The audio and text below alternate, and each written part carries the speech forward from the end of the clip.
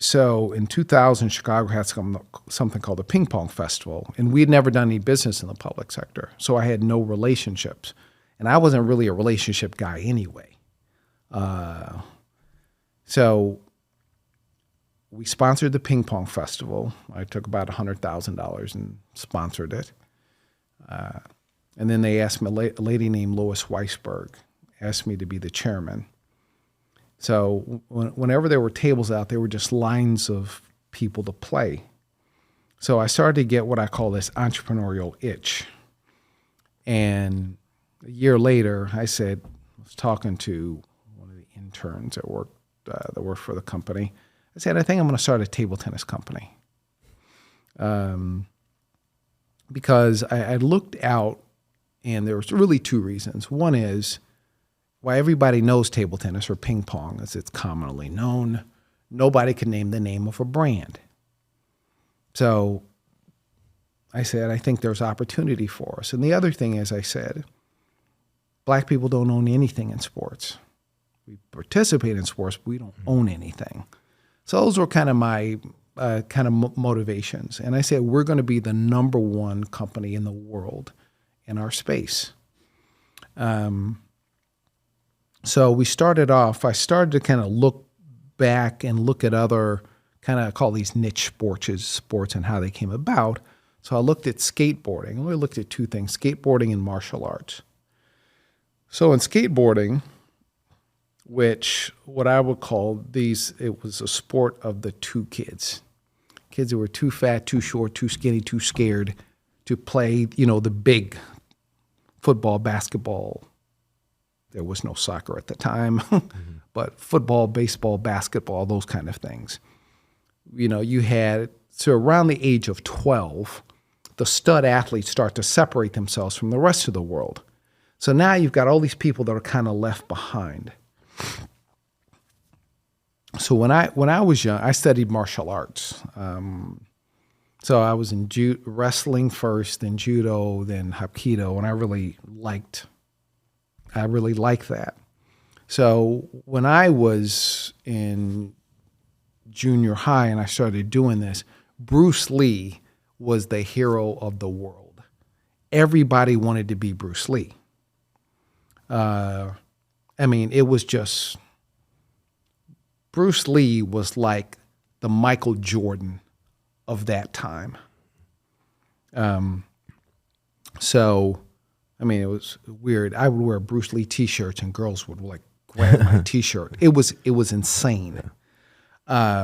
So out of the martial arts whole genre came about because of Bruce Lee.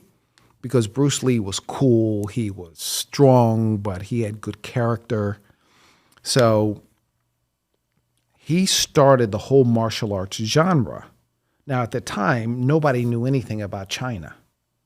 Remember, this was a guy who was Chinese, who had gotten locked out of opportunities because he was Chinese. So he had to leave the United States, where he was actually born, go back to become a star in Asia, and then he became a star in the United States and really then around the world. So what did Bruce Lee do to make martial art a genre? It solved an emotional problem primarily for young men. So since every young man needs what I call the stud factor, needs something that gives him the stud factor, I said, I think we can solve an emotional problem for males that are teenagerish.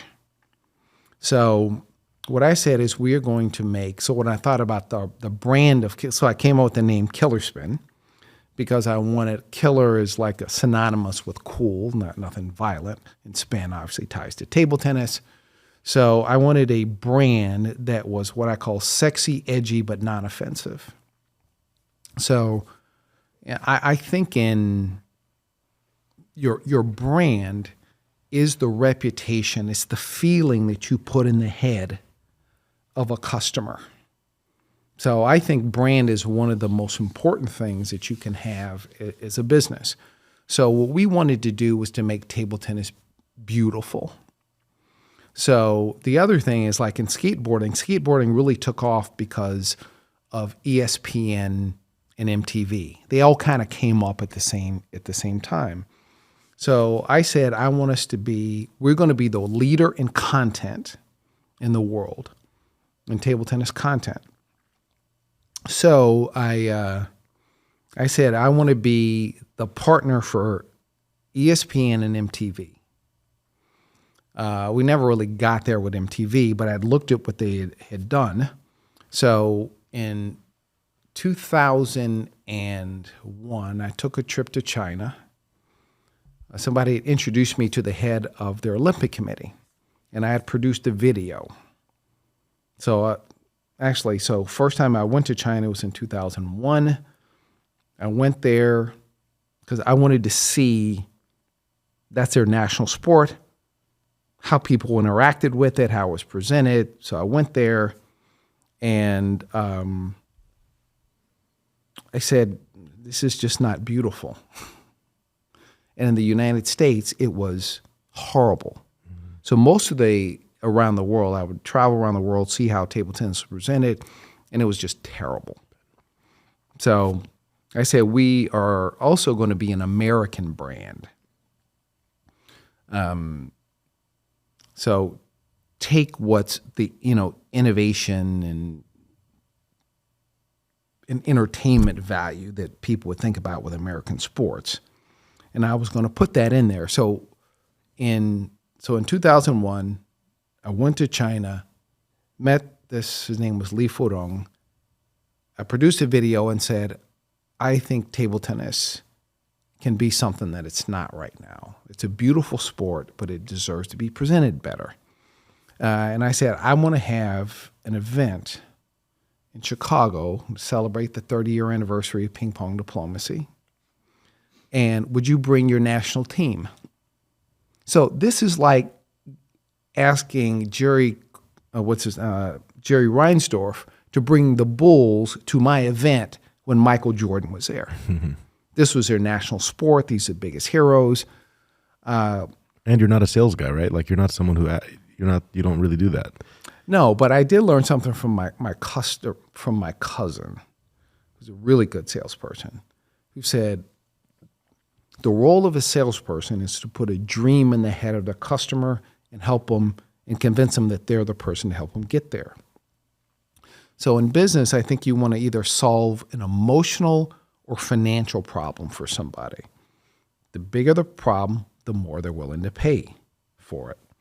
So we got the Chinese national team to come, and actually in the summer of 2000, they had the U.S. Open of table tennis in Fort Lauderdale.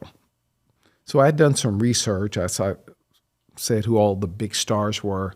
So I'm expecting to go down there, and this to be like a basketball game or tennis or something where you couldn't get near these athletes.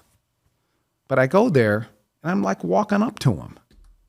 He's like the best players in the world, and I'm just walking up and talking to him. Like going up to MJ. Yeah, it's like, hey, man, this. So while I'm there, I'm having this vision of what this could be. And then I met a guy, his name's Zoran Primorac. I said, I'm going to have an event, and I want you to come. I'd like you to come to my event. Now, nothing like this had ever been done. So I met a bunch of pro players and say, I'm going to have this event, and I want you to come there. I'm going to call you. Nobody took me serious. So it wasn't really almost 2 years later, we had this event called it was a 30-year anniversary of the ping pong diplomacy. So there's that side. And we had something called the Extreme Table Tennis Championship. So I said, I want to take like the WWE and combine it with a table tennis tournament. So we really changed presentation. So I think I spent $500,000 on that event. Do you when you do that, because I know you're also have the trader by nature, because for people listening in, that could be a lot of money to some people. Did you think there was risk? When you put that type of money up, was it calculated? Yeah, it was all. I knew what I wanted to do. What I wanted to do was I wanted to own table tennis for ESPN. I wanted to be ESPN's partner on table tennis because that was one of the goals that I had. The other reason why I did it is I said I can entertain people because there was lots of different tech companies at the time. So it's hard to distinguish yourself from people. So I would say, why everybody loves table tennis, I'm going to show off Chicago to the world, and I'll be able to meet people, and it kind of worked out. So it was kind of the hospitality sport for EKI Digital, just like think about a skybox. Why do people spend all this money at Skybox? What Skybox is? Because they can lock their customers into a cell, essentially, and then they can do deals with them. So that was kind of my goal, and it worked out really well. So for a long time, we produced all the table tennis media for ESPN around the world. And the other thing is that people who were into table tennis wanted table tennis to get the respect that other sports had. So we had what I call this kind of halo effect around the world, and everybody got to know who we were because the world was kind of dying. What people believed was if table tennis could be popular in the United States, it would then get the respect it deserves.